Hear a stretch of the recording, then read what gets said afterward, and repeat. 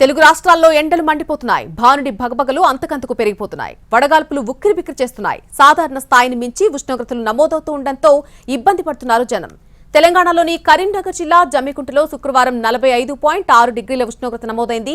వరంగల్, నల్గొండ జిల్లాల్లో కూడా 45 డిగ్రీలపైనే ఉష్ణోగ్రతలు నమోదయ్యాయి. దీంతో వాతావరణ శాఖ రెడ్ అలర్ట్ ప్రకటించింది. 45 డిగ్రీల ఉష్ణోగ్రతలు దాటితేనే ఈ హెచ్చరిక జారీ చేస్తారు.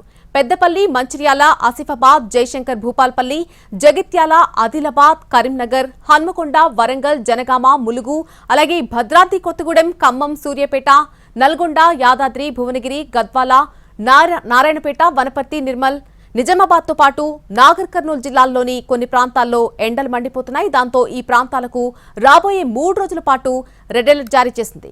అత్యవసరమైతే తప్ప ఉదయం 11 గంటల నుంచి మధ్యాహ్నం 3 గంటల వరకు బయటకు రావద్దని వాతావరణ శాఖ సూచించింది.